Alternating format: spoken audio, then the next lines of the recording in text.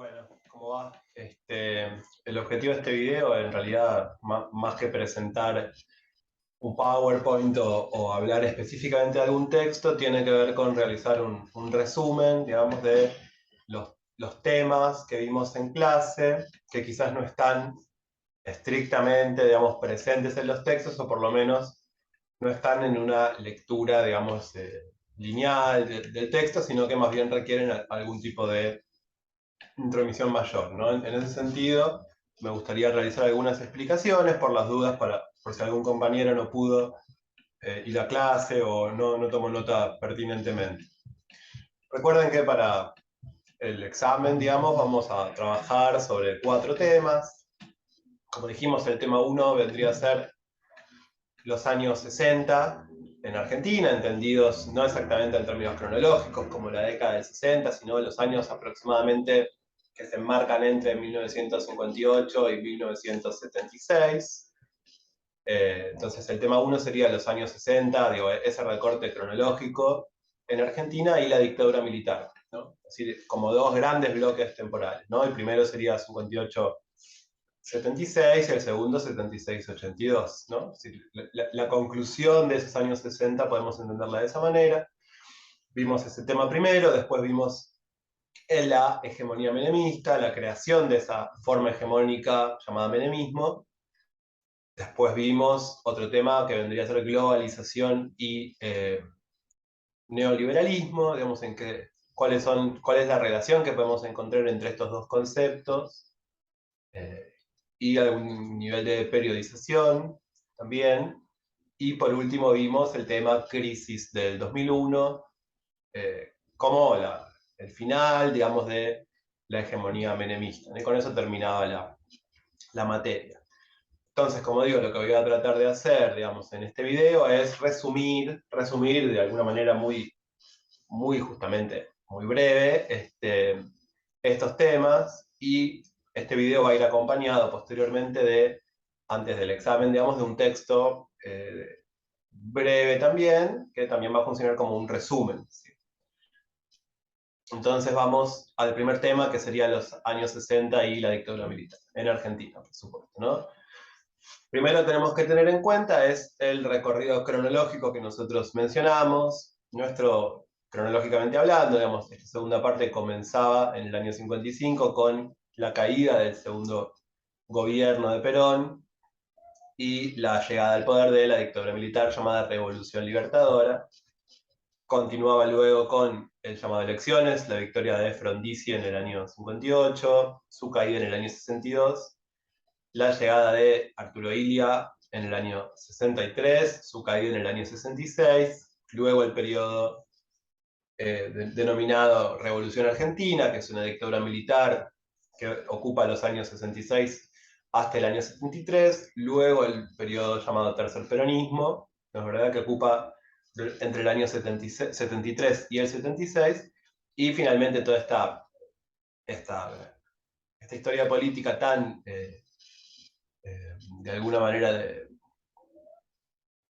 digamos, tan precipitada, que es tan llena de obstáculos de entendimiento, tan cargada, digamos, de elementos políticos, concluye con la última dictadura militar del año 76, que tiene unas características muy particulares en lo que refiere al nivel de represión, digamos, llevado adelante, y a la forma en la cual esta dictadura militar, digamos, se ocupa de solucionar, entre comillas, digamos, los devenires sociales y políticos del periodo mediante el uso del terror, ¿no es cierto? Entonces ahí tenemos un elemento bien diferenciado. Pero digo, políticamente hablando, ese es nuestro orden cronológico, ¿no? Recuerden, nosotros habíamos planteado en clase, a lo largo de las clases, una explicación a esta cuestión, ¿no es verdad? Digamos, si ustedes leyeron los textos, se acompañaron con Lobato y Suriano, van a ver que todo este largo periodo de historia argentina es un periodo extremadamente problemático, digamos, a partir de los diferentes tipos de conflictos que van sucediendo y que la sociedad argentina va enfrentando y el modo de resolverlos, ¿no? Y es un periodo que por lo general suele tener explicaciones insuficientes en el sentido de no no atender, o por lo menos de no presentar una explicación general, sino más bien fragmentaria, a partir justamente de la fragmentación de la historia política del periodo. Nosotros lo que tratamos de hacer en clase fue dividir este periodo en tres grandes momentos que tienen como su forma de división, su característica, el nivel, digamos, de crisis política y social que se va acentuando, ¿no? Es decir, si tuviésemos que hacer un termómetro de la crisis social y política del periodo, diríamos que en el 58 la crisis social y política está en un periodo relativamente bajo, mientras que en el año 75 la crisis política y social llega a su momento más álgido, más cargado, digamos, ¿no? En ese sentido, nosotros habíamos dividido en clase, digamos, este periodo en tres grandes momentos o bloques, ¿no es cierto? Un primer bloque entre el año 58, es decir, una vez con la democracia nuevamente funcionando en Argentina, digamos, de todos modos, de un modo problemático que vamos a ver, entre el año 58 y el año 69 teníamos un primer momento, un primer bloque muy largo, que habíamos denominado bloque caracterizado por la inestabilidad política, ¿no? Ahora volvemos sobre él.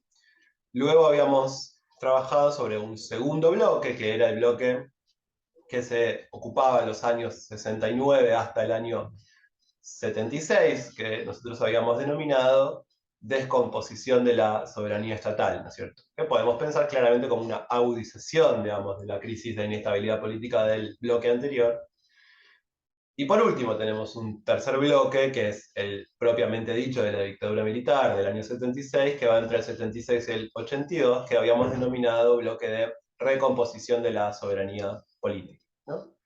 ¿Por qué habíamos elegido esta periodización, esta cronología, que no es una cronología habitual, digamos, en este periodo de la historia argentina? Bueno, no, me parecía a mí, digamos, que esta cronología nos ayudaba a pensar un poco, más allá de los nombres y de las derivas políticas del periodo, nos ayudaba a pensar, digamos, el proceso general, que es un proceso que tenemos que tener en cuenta como básicamente político y social, ¿no? Es decir, evidentemente la economía, en nuestra explicación durante las clases, no fue el tema central, porque más allá de que presenta cambios, digamos, sus cambios no son tan extremos como los que vive la sociedad argentina en términos políticos y sociales, ¿no? Entonces, esta periodización me parece que sirve para pensar el periodo de una manera interesante, digamos, ¿no? Eh, Eso por un lado. Por otro lado, nosotros tenemos que pensar que estos tres grandes bloques en realidad no es que difieran uno del otro de manera radical, sino que lo que están sucediéndose, digamos, tiene que ver con la agudización, en el caso de los dos primeros, de los problemas, ¿no? Es decir, si teníamos inestabilidad política en el primer periodo, en el primer bloque, y en el segundo tenemos una llamada descomposición de la soberanía estatal, lo que tenemos que pensar es que la inestabilidad política claramente se fue acentuando, se fue convirtiendo en un problema cuya resolución se observa mucho menos posible, digamos, a lo largo que pasan los años, ¿no? Mientras que el periodo comprendido a partir de la última dictadura militar argentina, de alguna manera tiene que ser pensada como la reversión, digamos, el revertir, digamos, de ese proceso de inestabilidad, pero sobre la base claramente del terror, ¿no? Del terrorismo de Estado. Eh, en ese sentido, digamos, la descomposición de la soberanía estatal y demás, digamos, se revierte con la última dictadura militar, ahora vamos a trabajarlo en su momento, digamos, pero a partir de la base de justamente el terror, ¿verdad? Sería la idea, ¿no? Entonces, vamos a volver sobre la explicación que yo di en clase durante estos meses. El primer periodo, llamado inestabilidad política, que arranca con la elección de Frondizi, claramente la inestabilidad política del periodo, digamos, o nosotros marcamos dos elementos diferenciados, digamos, que contribuyen a acentuar esa inestabilidad política. El primer elemento tiene que ver con una cuestión de representación política, digamos, algo que podemos encontrar en el marco del régimen político, que es justamente la proscripción, digamos, del peronismo, ¿no? Es decir, el golpe de Estado del 55, digamos, proscribe al peronismo y esto significa eliminarlo, digamos, alejarlo de cualquier espacio de representación de poder bajo el nombre de peronismo. Claramente Perón se exilia en España, pero el Partido Justicialista deja de presentarse elecciones, las representaciones sindicales no pueden aludir explícitamente al peronismo, es decir, el peronismo está proscripto, y esto es muy importante como un factor de inestabilidad política, porque el peronismo claramente tiene un elemento mayoritario de la representación popular argentina, es decir, es un partido que suele ser el partido que gana las elecciones en ese periodo, y la exclusión del mismo, entonces, del régimen de representación, lo que suma es una cuestión de inestabilidad. No porque el resto de los partidos políticos no puedan hacer algún tipo de tener algún tipo de, digamos, de victoria electoral o no tengan un electorado propio, sino porque claramente la fuerza mayoritaria es el peronismo, ¿no? Entonces, ese elemento es un elemento de inestabilidad propiamente política. Es decir, cuando las personas van a votar no encuentran, digamos, evidentemente una representación propia quienes se identifiquen con el peronismo, y estamos hablando de un porcentaje amplio de la población argentina. Evidentemente, entonces, los partidos políticos que quedan dentro del marco de representación no es que sean necesariamente minoritarios, sino que no logran construir una mayoría acorde, digamos, a las necesidades de cualquier democracia, es decir, una mayoría, ¿no? Este es un elemento claro de inestabilidad política, ¿no es cierto? El otro elemento que habíamos marcado, digamos, que contribuye a esta inestabilidad es un elemento social.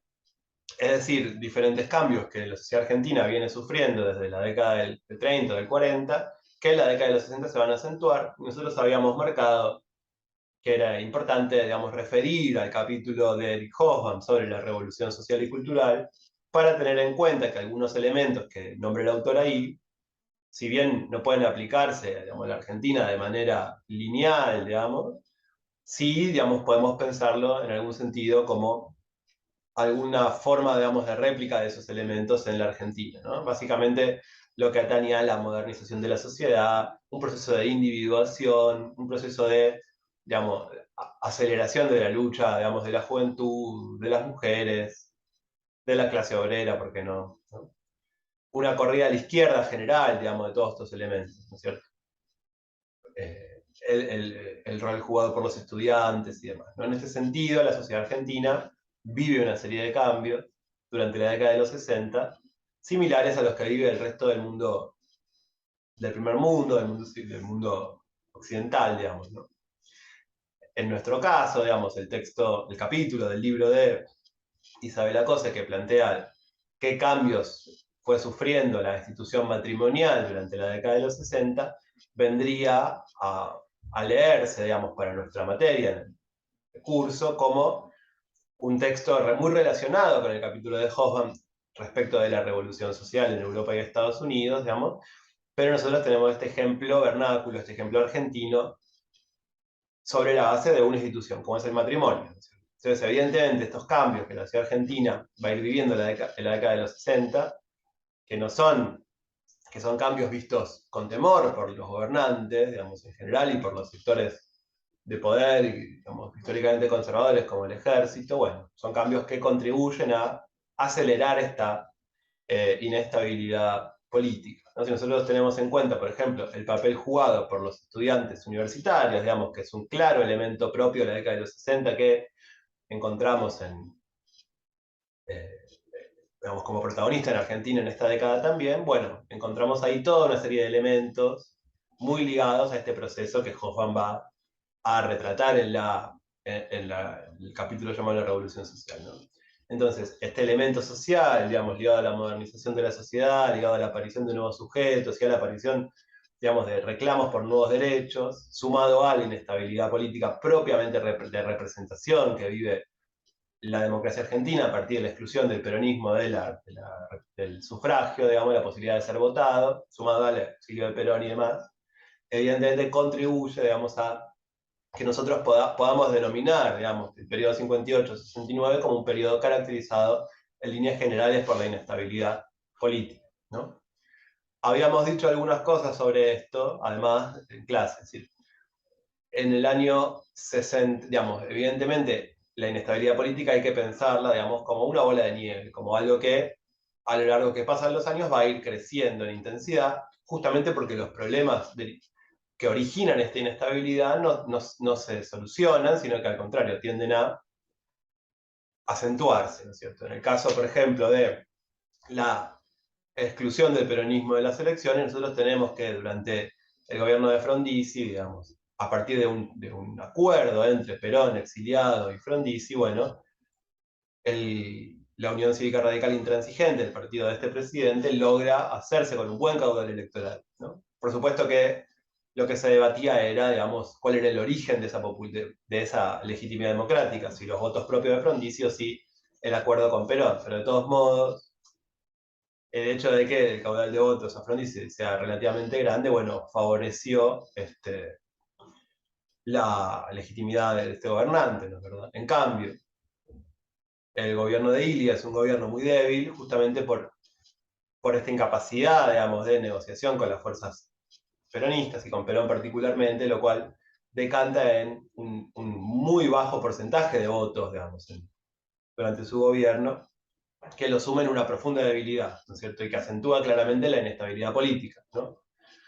Vemos claramente que en el marco de la inestabilidad pensada en términos de representación, digamos, el hecho de que Perón está exiliado y siga participando activamente, digamos, de la política nacional, claramente contribuye a la inestabilidad política en algunos casos y en otros casos contribuye justamente a solucionar este problema. Es decir, la figura de Perón es una figura en este periodo, según nuestra explicación, muy ambigua, ¿no? En el caso, por ejemplo, del gobierno de Frondizi, contribuye a, de alguna manera, afianzar su capacidad de legitimidad democrática y de gobierno, y en el caso de Ilia, todo lo contrario, ¿no? Esto justamente tiene que ver con la suciedad del sistema electoral argentino, digamos, de la enorme cantidad de interferencias que encontramos a partir de la exclusión del peronismo del juego democrático, ¿no? Pero al mismo tiempo que el peronismo como movimiento, como partido político, como, si se quiere, ideología, bueno, está presente claramente, no solamente en la sociedad argentina, sino también entre las personas que ofician, digamos, el poder ejecutivo, que es decir, entre los grupos de poder, si se quiere, político y económico, digamos, de Argentina, ¿no? Entonces, en este primer periodo, la proscripción del peronismo tiene esta particularidad, esta ambigüedad que tiene que ver con el juego, digamos, que va a jugar Perón en el exilio, ¿no? Y también el juego que va a jugar el peronismo en el país, más allá de Perón, ¿no es cierto? Y ahí teníamos para observar las divisiones en el sindicalismo, las divisiones al interior del movimiento peronista en general y demás, ¿no? Este problema de representación política trata de ser solucionado, digamos, por la vía de la eliminación de la representación política democrática en 1966. O sea, si bien nuestro primer bloque, digamos, va hasta el año 69, evidentemente en el 66, lo que el golpe de Estado, llamado Revolución Argentina, intenta, digamos, solucionar, tiene que ver con esta inestabilidad del régimen de representación, que se preveía ya, digamos, incapaz de salvarse por la vía de la democracia. Es decir, si evidentemente hay un partido mayoritario proscripto y la negociación del líder de este partido mayoritario proscripto con los diferentes sectores que pueden llegar al gobierno, digamos, es relevante para justamente asegurar esa victoria electoral, pero al mismo tiempo se depende, digamos, de una figura digamos, que se quiere sacar del poder, bueno, entonces la solución vendría a ser, bueno, eliminar, digamos, la vía de representación. Es decir, una dictadura militar, por definición, digamos, no tiene el problema de la legitimidad democrática, es una dictadura militar. Por lo tanto, la Revolución Argentina deberíamos entenderla como el intento de solucionar el problema ligado a la inestabilidad política por la vía de la eliminación de la democracia como tal, ¿no? Lo que sucede con el golpe de Estado del 66, que como ustedes recordarán, es el primer golpe de Estado en Argentina que no se propone, digamos, un barajar y dar de nuevo respecto del juego político, sino que se propone objetivos de corto, mediano y largo plazo desde la posición de poder político llevado adelante por el ejército mismo, ¿no? Es decir, la Revolución Argentina no va a poner una fecha para la entrega del poder inmediatamente, sino que simplemente va a dedicarse a gobernar y a llevar adelante planes económicos, sociales y políticos que considera necesarios para la Argentina, para el país, ¿no? Acá tenemos que recordar toda una serie de elementos que aparecen en el debate isuriano, que ya hemos visto en clase respecto de la división del ejército, de la división del sindicalismo, de la relación del ejército con el peronismo, cuál es su ideología y demás, que yo no voy a repetir aquí porque ya está dicho en otros videos, ¿no?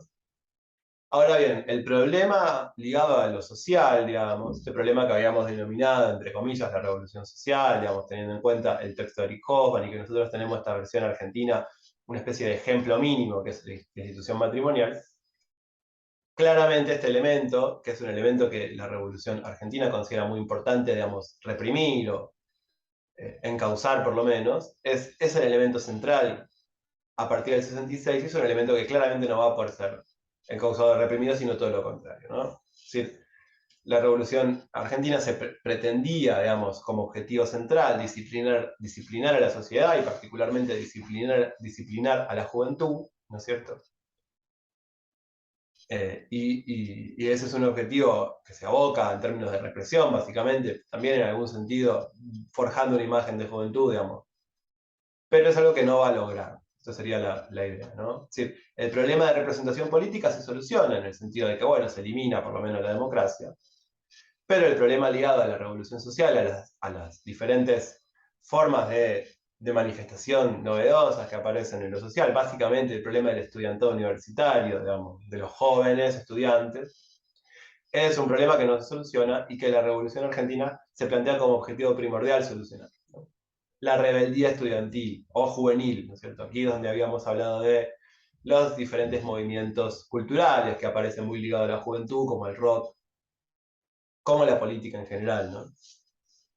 Aquí también aparece, digamos, todo el elemento novedoso, digamos, que va a encontrar el peronismo, ¿no? Un ala juvenil del peronismo, que también es importante para nosotros, porque el peronismo es históricamente un partido ligado fundamentalmente al sindicalismo, digamos, y a ciertos elementos políticos, eh, al ejército también en algún sentido. Y a partir de la década de los 60, lo que va a suceder es que muchos sectores de las clases medias, universitarias o las nuevas clases medias, van a encontrar en el peronismo y en Perón exiliado, digamos, un elemento cercano a sus reclamos de liberación nacional o de izquierdas en general, ¿no? Es decir, la aparición del peronismo como un movimiento de izquierdas y con amplia aceptación juvenil es propio de la década de los 60 y se enmarca claramente en estos elementos que Hobsbawm denomina la revolución social, ¿no? Es decir, observar en el peronismo un movimiento de liberación nacional en última instancia, ¿no? Y en ese sentido, la lucha por la vuelta de Perón se va a convertir para estos sectores juveniles en una bandera que tiene enormes diferencias con las formas tradicionales de entender el peronismo por parte del sindicalismo, digamos, ¿no? Básicamente. Esto es un elemento a tener en cuenta de la cuestión social, ¿no? Entonces, ¿cómo pasamos del primer bloque cronológico, que es este bloque denominado de inestabilidad política, a un segundo bloque caracterizado por la descomposición de la soberanía estatal? Y bueno, aquí tenemos que pensar dos elementos. Primero, que evidentemente toda la cuestión social no se soluciona, sino que se intensifica, y que los intentos de disciplinar a la juventud y a la sociedad en general por parte de la Revolución Argentina no dan ningún fruto y más bien son un rotundo fracaso, digamos, ¿no? Y en segundo orden, porque tenemos que pensar que ese fracaso del Estado y del gobierno de dar solución a esta cuestión de la revolución social, en última instancia va a ir minando su propia legitimidad, su propia capacidad de gobernar, de gobernabilidad, ¿no? Esto se torna, digamos, dramático, o por lo menos cambia el matiz, digamos, cuando en el año 69 se produce primero el Cordobazo, es una muy amplia revuelta estudiantil y obrera en la ciudad de Córdoba, que logra tomar la ciudad, digamos, y algunos barrios, digamos, durante algún tiempo, que es una muy masiva, digamos, movilización social en la ciudad, digamos, que tiene elementos estudiantiles y obreros al mismo tiempo, y que demuestra en última instancia el gran fracaso de la Revolución Argentina en el sentido de lograr ese disciplinamiento que buscaba, ¿cierto? En principio porque era un objetivo que se había puesto y había anunciado con bombos y platillos, digamos, ¿no? Que había anunciado muy claramente que ese era el objetivo. Entonces tenemos que 3 años después de llegar al poder, se encuentran con probablemente la mayor movilización estudiantil de la historia argentina, digamos, ¿no? Por lo tanto, evidentemente hay un fracaso del Estado. Y ese fracaso del Estado contribuye al mismo tiempo a sumar dentro de los sectores medios, digamos, y básicamente urbanos, digamos, desconfianza respecto a la capacidad del Estado mismo en general para poder gobernar, ¿no es cierto? A esto hay que sumarle la aparición, luego del Cordobazo, en el año 69 y 70, de grupos guerrilleros, digamos, que tienen como objetivo la toma del poder, ¿cierto? Básicamente nosotros habíamos hablado de dos grupos guerrilleros. El primero era el Ejército Revolucionario del Pueblo, el ERP, que es un elemento muy ligado, digamos, a la izquierda tradicional, y el segundo era la agrupación Montoneros, que es un elemento también armado y muy ligado directamente, digamos, al peronismo, ¿no? Evidentemente la aparición de estos grupos, y esto ya lo trabajamos en clase, pero lo repito por la duda, digamos, la aparición de estos grupos, que son grupos guerrilleros, no es que antes no había lucha armada, digamos, sino que era la lucha armada de los años 50 y el principio de los 60 es muy escasa y no tiene la espectacularidad que van a tener los acontecimientos de los años 70, 69, 70. Pero no podemos pensar a estos grupos como grupos dotados de una logística de infraestructura, capacidad, digamos, economía y demás, digamos, muy importante. Digamos. No tenemos que pensar en grandes guerrillas como podemos ver en el Asia, en el África, lo que sea. No tenemos que pensar en grupos de estudiantes, de jóvenes, relativamente organizados, con una organización muy artesanal, digamos, eh, sin una gran cantidad de armas ni nada, ¿no? Pero que son grupos que evidentemente están intentando, digamos, la toma del poder, si se quiere, por medio de la violencia. Y en este sentido, claramente se presenta un desafío, digamos, al Estado, eh, en tanto, digamos, el corazón de su funcionamiento, es decir, el Estado, como hemos hablado en las primeras clases, tiene como objetivo fundamental, digamos, sostener la dominación política y la forma en la que el Estado sostiene la dominación política es por la vía de la coerción o de la legitimidad del uso de la fuerza, ¿no? A partir de la fuerza de seguridad, de la justicia y demás. Entonces la aparición de grupos que buscan tomar el poder mediante el uso de la fuerza, claramente podemos entenderlo como un fuerte desafío, digamos, a la autoridad estatal. Pero este elemento solo, digamos, por las características de estos grupos guerrilleros, no alcanza para comprender, digamos, el concepto de descomposición de la soberanía estatal, que es un concepto muy, muy hondo, muy importante, digamos, muy espeso, muy grueso, como para poder decirlo así sin más. Para entender esta descomposición tenemos que pensar en la aparición de estos grupos por un lado, pero sobre todo en la reacción estatal frente a la aparición de estos grupos, que es una reacción estatal que evidentemente no logra, digamos, comprender el nivel o comprender efectivamente con qué se está enfrentando, digamos, y las decisiones que toma para disciplinar, digamos, o reprimir a estos grupos, evidentemente no son adecuadas. Básicamente, digamos, frente a la aparición de estos grupos, el gobierno militar primero y la democracia después, cuando lleguemos a ese punto, van a acentuar la represión generalizada sobre la sociedad civil y particularmente sobre el estudiantado universitario, ¿no? Y esto va básicamente a granjearle a lo que va a provocar, digamos, es la animosidad, digamos, la puesta en contra, digamos, de los grupos de las clases medias en general, ¿no? Urbanas, ¿cierto? Porque los estudiantes universitarios, digamos, por supuesto que una ínfima parte del estudiante universitario pertenecía a alguno de estos grupos o simpatizaba con ellos, pero la mayoría de los estudiantes universitarios en general son de clases medias, medias bajas, medias altas, y, digamos, evidentemente hay cierto sentimiento de cuerpo entre ellos, digamos, que hace que observar la represión de una universidad, por ejemplo en Tucumán, sea algo muy negativo, digamos. Sea visto como la demostración de la incapacidad del gobierno de solucionar este problema, ¿no? Entonces, en el año 69, a partir del año 69, vamos a tener por un lado la aparición de estos grupos guerrilleros y por otro lado una actividad estatal, digamos, que tiende a no buscar estrictamente, digamos, el lugar donde estos grupos se encuentran, digamos, no busca de un modo, digamos, legal o eh, bajo la forma, digamos, de cierta legalidad, digamos, eh, hacer frente a este problema, a este desafío, sino que lo que hace es generalizar la represión sobre la sociedad civil en general y sobre las clases medias en particular, y esto trae aparejado, digamos, la negativa de las clases medias a confiar en la posibilidad de éxito del gobierno y del ejército, ¿no es cierto? La Revolución Argentina, la popularidad que la Revolución Argentina tenía en un primer momento, en el sentido de que venía a terminar con esta inestabilidad del régimen político que habíamos hablado, se cae en picada, digamos, luego del Cordobazo y luego de los diferentes atentados que van a suceder en los años 69 y 70, ¿no?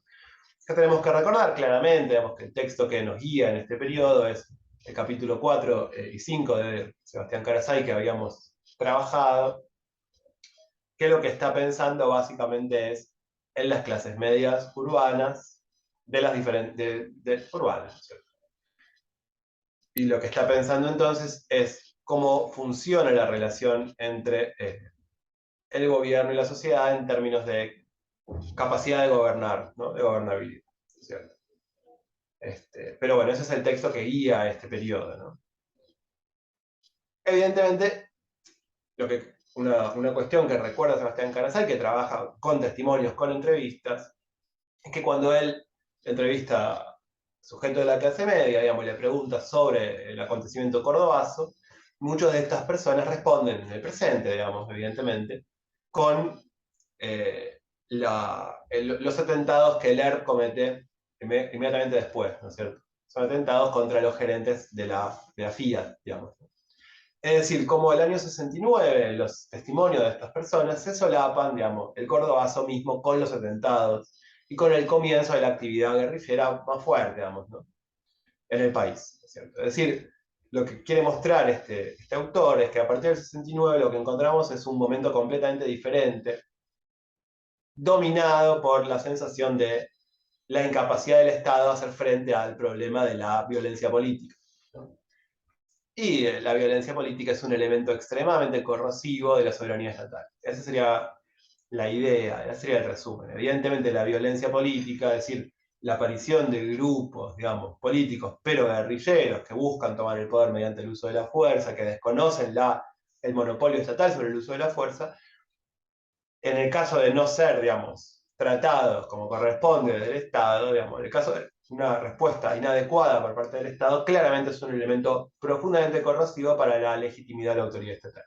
Y en este sentido hablamos de descomposición de la soberanía estatal. Evidentemente lo que el Estado hace a partir de la aparición de estos grupos no soluciona nada y al contrario intensifica, digamos, la sensación de incapacidad de sí mismo, ¿no?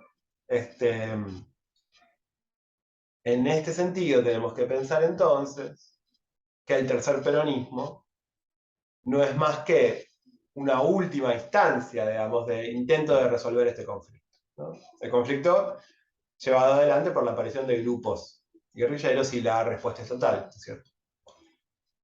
Que es un conflicto que claramente se ve sin retorno, digamos, la Revolución Argentina pierde su legitimidad, digamos, y demás. Y entonces, frente a un panorama que se mostraba muy problemático para el Estado en general, se observa en la figura de Perón y del peronismo la capacidad de volver a dotar de legitimidad al Estado, ¿no? Y en ese sentido, entendimos a lo largo del curso, el retorno de Perón al país en el año 73, ¿no? Esta es una lectura que hacemos, evidentemente, ¿cierto? Es decir, ¿quién sino Perón, digamos, puede, desde la democracia, desde una capacidad democrática, volver a dotar de legitimidad al Estado, volver a componer, digamos, la soberanía estatal? En este sentido vamos a entender nosotros el tercer peronismo, ¿no es cierto? Que es un sentido no tradicional de entender el tercer peronismo, por eso lo remarco. Claramente, digamos, todo el arco político que durante más de 15 años, digamos, estuvo en contra, digamos, de permitirle a Perón volver al país, ¿no es cierto? Permitirle al peronismo volver a presentarse elecciones, llegado a un punto, entienden que la única posibilidad, digamos, que queda para salvar la gobernabilidad en Argentina, al Estado argentino mismo, digamos, es la vuelta de Perón. Y efectivamente la vuelta de Perón se produce, y eso produce una enorme efervescencia social respecto de las posibilidades, digamos, de gobierno del peronismo, pero se produce en un marco enrarecido y en este sentido es una experiencia claramente trunca, por varios motivos. Primero, porque como habíamos dicho, todo esto lo que estoy diciendo ya lo vimos, digamos, ¿no? Por eso no me quiero extender mucho, ¿no? Primero, porque Perón, que durante su periodo en el exilio había trabado buenos lazos con la llamada izquierda peronista, con esta juventud peronista, una vez que llega al país, disuelve esos lazos con la juventud peronista y los excluye básicamente del gobierno. Lo cual es un problema, porque dentro de esta juventud peronista se encontraban estos elementos, digamos, que habían recurrido a la lucha armada. Con lo cual, si la intención de las personas que posibilitaron la vuelta de Perón era que Perón, digamos, logre contener a sus elementos de izquierda, bueno, la reticencia de Perón de hacerlo, digamos, de dialogar con ellos, digamos, luego de su vuelta al país, claramente no contribuye a calmar las aguas, sino que al contrario. Esta división en el peronismo, entre un peronismo tradicional y un peronismo juvenil, digamos, es una división muy cara a la gobernabilidad en Argentina, ¿no? Evidentemente, durante los años 73, 74, 75, la llamada izquierda peronista o juventud peronista, digamos, y la llamada derecha peronista, o lo que nosotros entendemos como peronismo tradicional, básicamente el sindicalismo, van a estar en una lucha bastante despiadada, digamos, que no excluye, digamos, la, la violencia, digamos, política, ¿no? Y eh, la decisión de Perón, digamos, de excluir a la izquierda peronista, claramente contribuye a intensificar esa violencia, ¿no es cierto? Bueno, por otra parte, claramente, digamos, la vuelta de Perón y de la democracia queda trunca a partir de la muerte de Perón, es decir, Perón llega al país y fallece, digamos, menos de un año después, ¿no? Por lo tanto, toda la esperanza que se había centrado en la figura de Perón queda claramente huérfana en tanto que Perón muere, digamos. Eso es un gran problema eh, para para la sociedad en general, digamos, y para los grupos dominantes que habían descansado sobre la imagen de Perón. Y por supuesto, digamos, contribuye muchísimo más el hecho de que el vicepresidente de Perón sea su esposa, digamos, que era una persona, Isabel Martínez de Perón, sin ninguna experiencia política, y además de no tener ninguna experiencia política, era una persona que no había, digamos, residido prácticamente en el país, no tenía ningún contacto, es decir, claramente ahí hablamos de un vacío de poder, en el sentido de que la presidencia es ocupada por alguien que no tiene ningún tipo de experiencia, ningún tipo de banca, más allá de haber sido la esposa de Perón, lo cual, sí, por supuesto, es muy importante, digamos, pero bueno, una vez muerto Perón, digamos, ¿no? Por lo tanto, en este segundo bloque, que era la descomposición de la soberanía estatal, podemos decir a grandes rasgos que el año 1975 es el año sumum, es el año más grave, más complejo de esta descomposición, en el cual la descomposición se acerca más efectivamente a suceder, porque tenemos, por un lado, que el Poder Ejecutivo Nacional está ocupado por una persona sin ninguna experiencia de gobierno, que el movimiento peronista, que es el movimiento mayoritario, digamos, políticamente hablando, en Argentina, se encuentra dividido en dos grandes bloques que se disputan de modo violento, digamos, cuestiones ligadas al poder, porque hay grupos armados, digamos, de izquierda, digamos, que intentan llegar al poder por la vía de la lucha armada. Y en el año 75 también lo que vamos a encontrar es la organización de un aparato, digamos, paramilitar, organizado desde el Estado, la llamada AAA, digamos, desde el Ministerio de Bienestar Social, desde el Estado Nacional, por Ejecutivo Nacional, con el objetivo de reprimir básicamente estos grupos de izquierda, pero no solamente estos grupos de izquierda, sino también a activistas sociales en general, digamos. Entonces ahí tenemos claramente como que nuestra sopa, que es la descomposición de la soberanía estatal, está ahí, ya está prácticamente cocinada, digamos, ¿no? Tenemos grupos armados de izquierda, grupos paramilitares de derecha, el peronismo dividido, el presidente que no tiene ninguna experiencia de gobierno. Bueno, evidentemente, este es el momento más complejo, digamos, de la descomposición de la soberanía estatal, ¿cierto? Eh, y, es un, y es un momento en el que el Estado Nacional comienza, digamos, con prácticas ligadas al terrorismo Estado, ¿no es cierto? No lo vimos específicamente, pero sí evidentemente, digamos. Ya habíamos dicho que las guerrillas argentinas no pueden compararse con otras experiencias extranjeras de guerrillas fuertemente armadas, con una fuerte logística e infraestructura, sino que son guerrillas más bien artesanales, digamos, sin mucho acceso ni a armas ni a logística. Entonces, frente a estos elementos, aparece una organización paramilitar que cuenta con claramente la venia, por lo menos de una parte del Estado, y además aparece el Ejército Nacional ya también interviniendo en provincias como Tucumán. Bueno, tenemos acá un antecedente claro de lo que va a ser el terrorismo de Estado posteriormente, ¿no?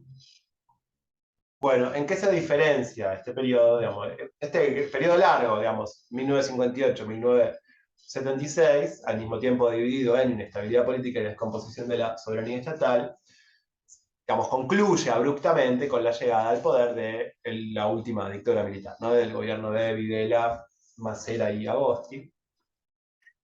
Y nosotros hablamos en este sentido de recomposición de la soberanía estatal, ¿no? Es decir, evidentemente la soberanía estatal que había caído a partir de la descomposición de su soberanía, a partir de la incapacidad de hacer frente a estos problemas, digamos, se recompone en términos de legitimidad en el periodo dictatorial, ¿no? Ahora bien, evidentemente, esta es como la parte más polémica de la explicación, eh, que es polémica básicamente porque no suele haber mucha explicación, digamos, respecto de la dictadura, ¿no? Por lo menos, por supuesto que hay muchos trabajos ligados digamos, relacionados con esto, y hay muchas explicaciones, digo, pero son pocas las explicaciones que logran, digamos, que logran hacerse oír en el conjunto de la sociedad, más allá de, digamos, de la academia en general, ¿no? A mí me parece que Sebastián Carasay, digamos, en el capítulo 4 que nosotros leímos de su libro Los años 70 de la gente común, intenta una explicación, que es esta que estamos diciendo acá, y me parece que ese es un gesto muy interesante, ¿no es cierto? Trata de explicar qué sucede, ¿no? Que para el periodo que nosotros estamos trabajando me parece no poca cosa, ¿no? Porque por lo general este es un periodo que se suele tomar o bien como una cuestión anecdótica que vuelve machaca sobre los horrores de la dictadura, lo cual, por supuesto, no es mentira, digamos. Eh, pero, digamos, me parece que eso en algún sentido es un problema, es un obstáculo epistemológico, es lo que nos impide entender efectivamente qué sucedió. Y acá entonces lo que tratamos de pensar es qué sucedió. La explicación que encontramos es, bueno, la última dictadura militar lo que logra es la recomposición de la soberanía estatal y de su legitimidad, por lo tanto, por medio del terror, básicamente, ¿no? De un terror, tenemos que decir, es decir, la base de esta legitimidad va a ser el terror. Esa es la idea uno, ¿no? Y tenemos que decir, cuando decimos terror, nos referimos a una forma represiva sobre la sociedad civil en general, digamos, sobre el conjunto de la sociedad civil, empezando quizás por estos grupos armados, pero expandiéndose claramente al conjunto completo de la sociedad, digamos, de una represión feroz e industrial, ¿no? Una represión que tiene características industriales, ¿no? Eh, y en este sentido hablamos también de pacificación. Claramente, si el año 75 es el año del sumum digamos, del momento más grave de descomposición de la soberanía estatal, en la cual hay diferentes grupos, digamos, luchando, digamos, entre sí, bueno, claramente el año 76 es un año de silencio y paz, digamos, de la paz, de la famosa paz de los cementerios, ¿no? Claramente, pero de paz al fin y al cabo, ¿no? ¿Cómo explica Sebastián Carasay la idea de recomposición? Bueno, lo que él dice es que él recurre a un concepto que es este concepto de estado supuesto saber, ¿no es cierto? Básicamente él parte de la idea de que el Estado en última instancia requiere, digamos, de hacerse creer por la sociedad para poder justamente existir y funcionar correctamente. Y este hacerse creer por la sociedad es lo que se había perdido en los años anteriores y lo que la dictadura recupera inmediatamente. Este hacerse creer, es decir, que la sociedad, las personas que constituyen la sociedad argentina, crean en la capacidad del Estado de funcionar. Y cuando hablamos de recomposición de la legitimidad estatal o de la soberanía estatal en este periodo, lo que estamos diciendo es que la sociedad argentina logró, digamos que el Estado argentino logró hacerse creer nuevamente por la sociedad argentina. Y en este sentido, Carasay utiliza, digamos, un ejemplo muy claro, que es la frase algo habrán hecho, ¿no? Es una frase que se repite, que nosotros conocemos y repetimos como una idea que circulaba en la sociedad respecto de los desaparecidos, digamos, o de aquellas personas que habían sido secuestradas por la dictadura militar, por algún grupo ligado a la dictadura militar, ¿no? ¿Qué es lo que está diciendo este autor? Digamos, que en esa frase algo habrán hecho, digamos, repetida por algunos sujetos de la sociedad, básicamente por las clases medias, el referente de esa frase, algo habrán hecho, no son las víctimas. No es que algo habrán hecho se refiere a las víctimas o a las personas que han sido desaparecidas. No es que ellos son los que algo habrán hecho, sino que ese algo habrán hecho se refiere al Estado. Es decir, algo habrán hecho que el Estado sabe y por lo tanto actúa en consecuencia. Es decir, ese algo habrán hecho lo que está marcando, lo que está refiriendo es el afianzamiento, digamos, de la capacidad estatal de conocer y por lo tanto de actuar, ¿no? Es la intuición, digamos, de las personas de que el Estado tiene elementos de información sobre el conjunto de lo social y puede actuar en consecuencia. Entonces, cuando hablamos de recomposición de la soberanía estatal, nos estamos refiriendo a eso, a la capacidad estatal de hacerse creer por la sociedad y de que la sociedad, por lo tanto, crea que el Estado actúa de una manera determinada porque conoce las consecuencias, porque conoce la información, porque tiene a su disposición la capacidad logística, digamos, de actuar, ¿no? Sería la idea. En este sentido, la dictadura militar recompone la legitimidad del Estado, ¿no? Sobre la base, digamos, claramente de la pacificación por vía del terror, ¿no?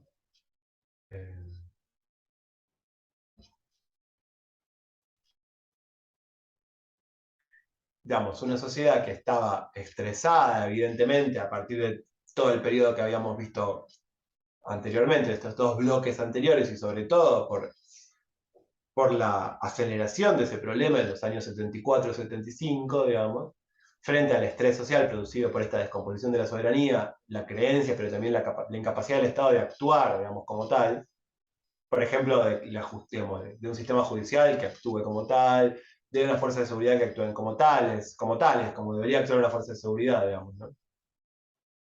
Es decir, de una manera ajustada a la ley, si se quiere. Bueno, frente a esta descomposición del Estado en el momento anterior, la sociedad estresada, digamos, por esta descomposición, digamos, pone en el Estado dictatorial necesidades propias, digamos, de creer, ¿no? La necesidad de creer en él.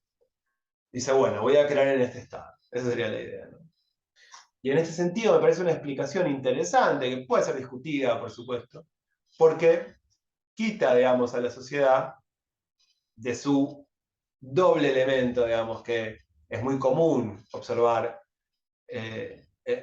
digamos, en general, ¿no es cierto? Quita a la sociedad durante la dictadura militar de la figura del cómplice o de la figura de la víctima, ¿no? No estamos pensando en la sociedad de los años 70, de la última dictadura, como una sociedad cómplice o víctima, ¿no? Estamos pensando en la sociedad como una sociedad que volvió a depositar en el Estado su creencia, ¿no es cierto? ¿Por qué motivos? Bueno, porque evidentemente cualquier sociedad requiere para funcionar y cualquier ser humano requiere para funcionar de algún tipo de ordenamiento, ¿no es cierto? Claramente que el ordenamiento que propone la última dictadura militar es un ordenamiento que nadie podría aceptar así sin más, ¿no? Pero bueno, justamente por eso estamos pensando que todo el periodo previo, toda esta carga previa, es lo que invita a esto, ¿no? En ese sentido, utiliza una metáfora el autor que dice, bueno, evidentemente en el año 75 es lo más parecido que encontramos al estado de naturaleza, mientras que el año 76 es lo más parecido que encontramos al Leviatán, ¿no? A ese monstruo lacónico, digamos, que golpea con fuerza sobre la sociedad, ¿no? Que marca la paz a la fuerza. Claramente, a una fuerza brutal, ¿no? Eh, Me gustaría hacer una breve aclaración, que ya la hice en clase, digamos, pero por las dudas. Nosotros no pensamos, digo, la peor forma de entender esta explicación es como una revitalización de la teoría de los dos demonios. Claramente, nada más lejano, digamos, por lo menos a mi interés, que pensar esto como una teoría de los dos demonios.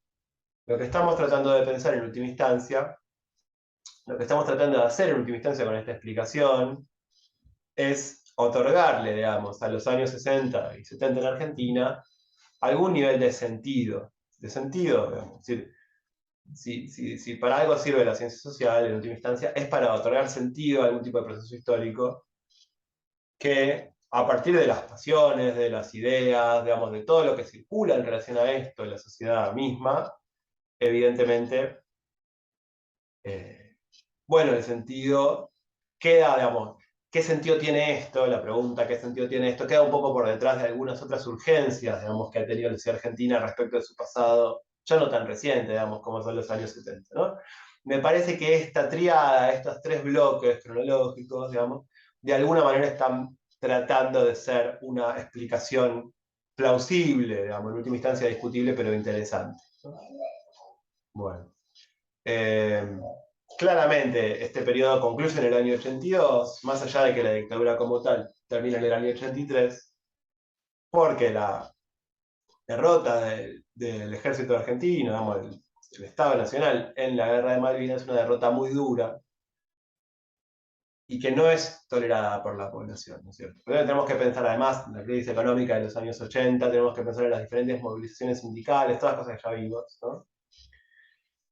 Y que la guerra de Malvinas es una guerra que se supone ganada, en los medios de comunicación, en los comunicados oficiales y demás, y que se da por y que, digamos, que la sociedad argentina descubre que pierde de una manera radical, abrupta, digamos.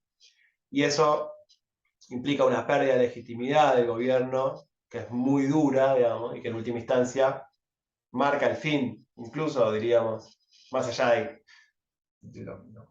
Marca claramente el principio del fin de la hegemonía del ejército nacional, digamos, de las Fuerzas Armadas sobre la sociedad y la política argentina, y marca el fin, más claramente hablando, de la última dictadura militar, en el sentido de que a partir de la derrota de Malvinas, lo que las Fuerzas Armadas, el ejército va a tratar de hacer es tratar de evitar, digamos, ser enjuiciada, digamos, por los diferentes crímenes cometidos, ¿no? Pero bueno, este sería el primer tema, este es un resumen de lo que vimos en clase del primer tema. Bueno, hasta acá llegamos.